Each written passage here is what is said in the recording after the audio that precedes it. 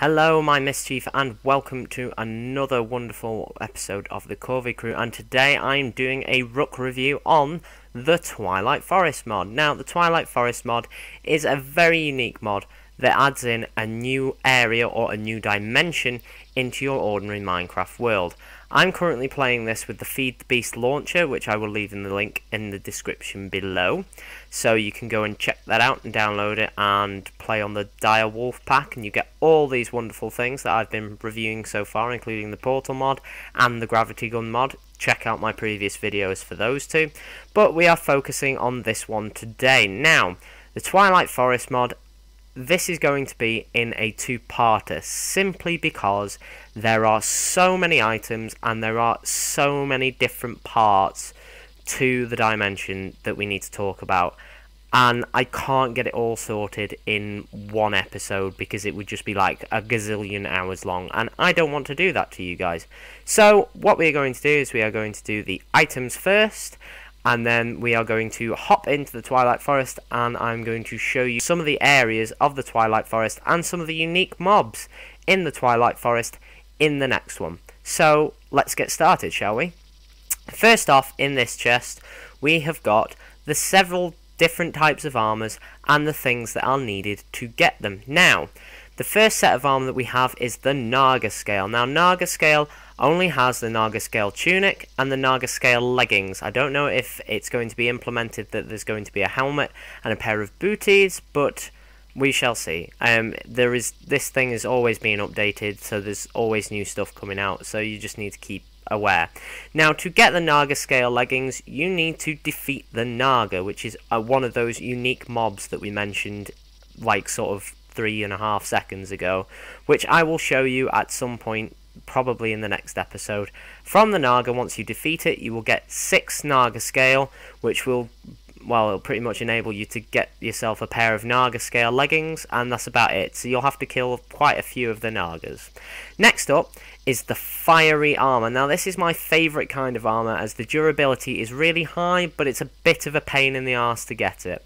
For the fiery stuff, you need fiery ingots. Now, fiery ingots are made by using fiery blood, which you obtain 9 of by killing a Hydra.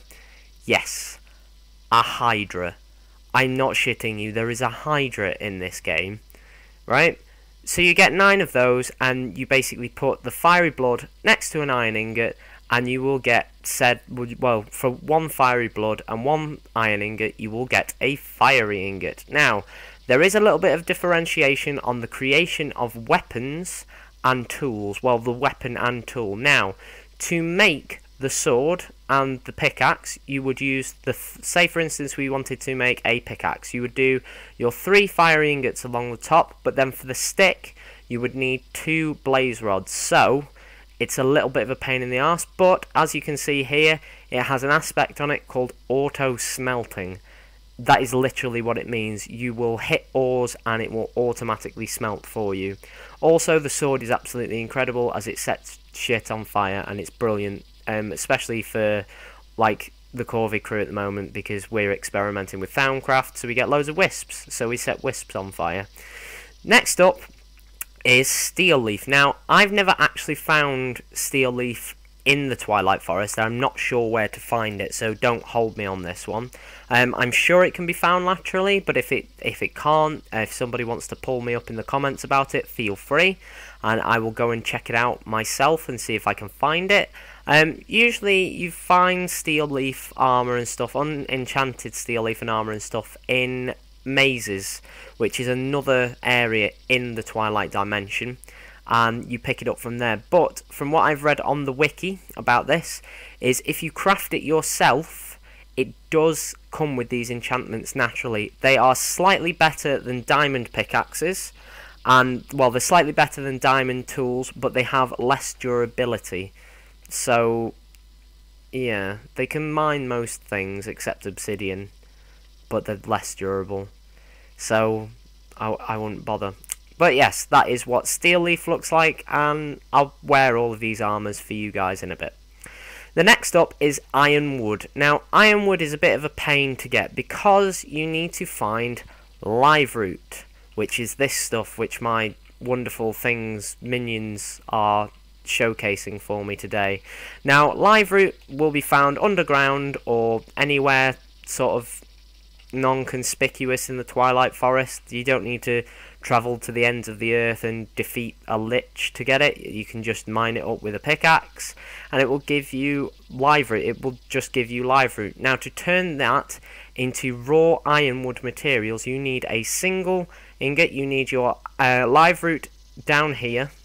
So say we've got it in a 3x3 crafting bench. You would need your live root there. You would need a piece of iron there and a gold nugget there, or whichever way round it is, and it will give you this raw ironwood material. Now, with the raw ironwood material, you would smelt it in a furnace and you would get an ironwood ingot. So it's a lot of effort to go through.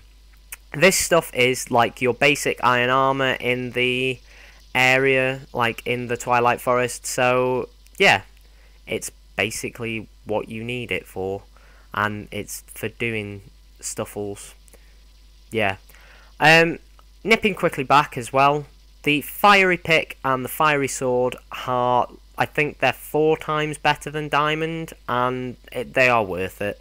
They are really, really worth it, as they are highly durable, and you can make more fire ingots quite easily by going and murdering more hydras. So yeah, so what I'll do is I will now put the armour on for you guys. So if we throw it all into my inventory, just very quickly, and I can just swap it out, and we can, yeah, in fact, I'm going to quickly change the time today so that you can see me in all my glory, styling properly. So see you in 2 secs, guys. Okay, so it is daytime, so what I'm going to be doing now is I'm going to be dressing up for you guys, and I'm going to be showing off a little bit of style. So here we have the Naga scale. Now you can see it looks like a snake. It's because it's made of a giant snake thing, and yeah, so that's the Naga scale.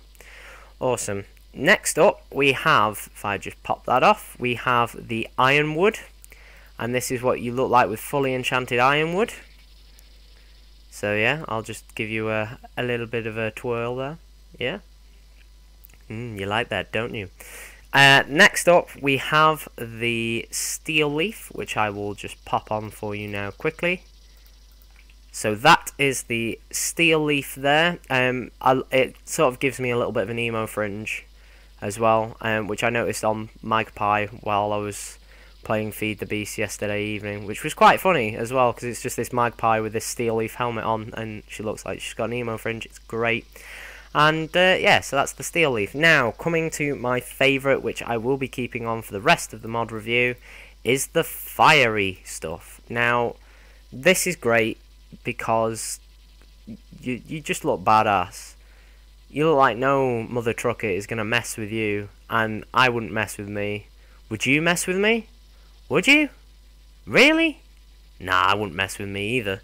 So, okay, so that's the armour, so I'm going to keep that on for now. Now, I'm going to talk through very quickly with what we have here. These little guys here, which is this one at the bottom, is called a firefly. Now, fireflies are found on Twilight oak trees, which you can find everywhere, and they basically, they give off light. They just give off light and make it really bright in the area for you. And yeah, so that's fireflies. These annoying little shitbags are called cicadas or chichidas or cicadas or however you want to say it. And they just make noise. However, in Thaumcraft they are very useful, which I'm going to show you quickly. If you hold shift over the top of them, they give off 4 sonus. Now sonus is very useful, and I will go through a mod review of Thaumcraft at some point, but we will not get into it. But cicadas are a much better use for finding sonus than what you usually get sonus for. These little guys here are called moonworms. Now moonworms I think you can find in many places. I think you find it in an enchanted forest. And what you can do in the enchanted forest as well is you find oak saplings called rainbow oaks, and they're pretty cool. I had a rainbow oak somewhere once and it died on me. Oh, so sad. But what you will also find is this little beauty, which is the Moonworm Queen. Now, if you hold down right click, like she's an arrow, you can actually fire moonworms everywhere, which is a little bit gross, I'm not gonna lie, but it's still the most fun I've ever had with a passive mob for a while, next to throwing cows into portals. But yeah, and if you right click you don't have to fire them, but if you right click you can place moonworms everywhere. Yeah, so that's moonworms. Moving on quickly, what we have here is we have a Hydra head. Now, I mentioned Hydras with the fiery ingots. Hydras, you need to kill them to get fiery ingots, and they also drop Hydra chops as well as fiery blood. And they also drop this little beauty, which is called the Hydra head trophy, I think. Oh no, it's just called the Hydra trophy. And if you right click on any surface that is flat and a wall, you can place it down upon it. And you can just show off how much of a bamf you are for killing a Hydra. These little jars on the floor are fireflies. They fly around, and you do see them around in the Twilight Forest, and you can actually use a jar to catch them. So that's a firefly jar. So there we go. Next up, I'm going to show you some of the unique weapons that you will find as loot in the Twilight Forest, which is here. The maze breaker, I think you get after killing the boss in the base of a maze, and you can see sort of the wonderful enchantments that it's got on there. Then we have the Minotaur axe, which has an enchantment called extra charge damage. Now, what extra charge damage means is while you are charging, while you are running and sprinting, if you hit something, it will deal bonus damage while you are charging. They are basically dropped by Minotaurs in the maze. Yes, there are Minotaurs as well. They also drop meat stew and like meat chops or something stupid, which is like really quite nasty. Now, these three here are the scepters that you get from various liches around the place. You will find them everywhere, and basically you hold it, and if there's an enemy nearby it will drain stuff. The zombie scepter will spawn, well, passive zombies for you, like friendly zombies, as you can see here. In fact, let's try the yeah, there you go, the scepter of draining. So what you can do is you can use that and you can get your health back from it. And then the final one, the scepter of twilight, I think. Oh god. Oh, it fires, yeah, so it fires Eyes of Ender, and they damage for some reason. I don't know how much they damage by, but they damage. I'm going to stop playing. Oh, there you go. While we have all these mobs here as well, what else I'm going to showcase for you quickly is the Peacock Feather Fan. Now, if you right click with it, it will waft them away. Yeah. This is dropped as very rare loot, so there's no need to worry about finding it, apart from I have just thrown all the... Oh god. Oh god, I'm so sorry! Oh god!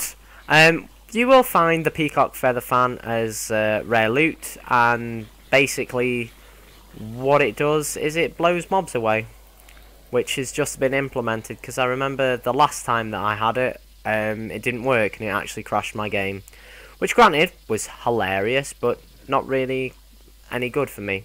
Next up we have the ore magnet. Now the ore magnet, if you hold and right click and then fire it at the ground, it will pull ore up from the ground. I am not fucking kidding you either. Granted, it's got charge, but if you fire it at the ground, if you are lucky, it will pull ore up for you. Look, there's some amber. What else can we get? Let's have a look. What else can we pull up? More iron. Ah, there we go. So it's pulled an entire vein of aluminium up for us. So that's great. So that's the ore magnet, ladies and gentlemen. Now, over here we have several charms. We have the Charm of Life, and we have these Charms of Keeping. Now, the Charm of Life has several stages.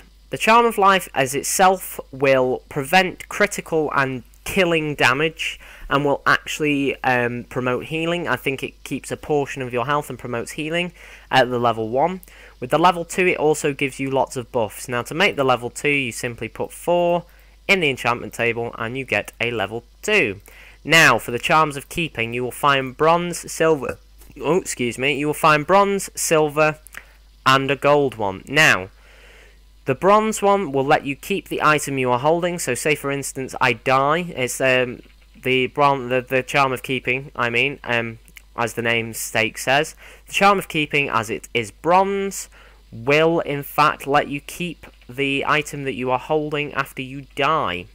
To make the next one up, which is the charm of keeping level 2, what that will do is it will allow you to keep your armor and everything in your hotbar. Yes, everything in your hotbar. But the third and final one, the charm of keeping level 3, will allow you to keep everything after you die. Everything, your entire inventory, everything, your armor, your weapons, all the ores that you've dug up after you die. So charms of keeping are definitely worth investing into. So, as that chest is now done, we have one final one over here. When you are in the Twilight Forest, you will discover that you know nothing about it. You have no idea where you're going, you have no idea what you are doing there, you don't know why you walked through there, and it's quite disorientating and confusing, and you want all the cool loot that comes with it. Yeah. So, how are you gonna find the cool loot? Very simply, what you will have to do is you will have to hunt a raven, and if I hear of anybody hunting my fellow corvids, I will not be pleased, but I will allow it, because it is needed. What you will need to make from the raven feather is you will also need to find torch berries, and you will also have had to have gone to the nether to get some glowstone dust, because you need to make yourself a focus, if I can remember how to make it. Is it that way, or that way, or is it that way? It's one of the ways. But that, using torch berries and glowstone, you will create this little beauty here, which is called the magic map focus. Now, what the magic map focus does is, if we take it out, if you have a magic map focus and you were able to create one, what it will do is it will create for you a blank magic map. Now, the blank magic map can be used anywhere, but I would recommend not using it until you actually get to the Twilight Forest, as it will help you a lot. And I will show you guys in the next episode what the magic map actually does.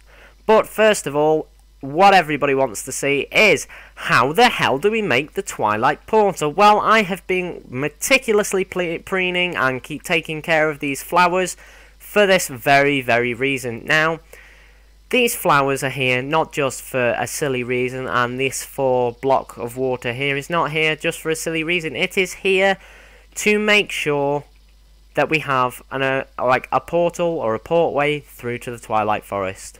To make it, you simply dig out a block of 4 and then surround it with wildlife. And that can be trees, or mushrooms, or anything that you want to make a Twilight Portal. Then what you need to do is you need to throw a diamond in. That is right, you press Q, and that happens. You will take some damage, but it is absolutely fine because it's all good. So, I will see you guys in like 3 seconds and we'll jump through. So, hashtag swag! So, upon first entry, God, every single time I always end up in a dark wood. Upon first entry, this is what your portal will look like. That is right, it is exactly the same as the one from the other side, but there is lots more to do. So we will right click now, and we now have a magic map which points out specific areas for us. Now if you look down in the bottom left of this circle, we have got ourselves a Naga courtyard. Up that way there is a Lich Tower, and there are various mazes around, and where my crosshairs is a hedge maze.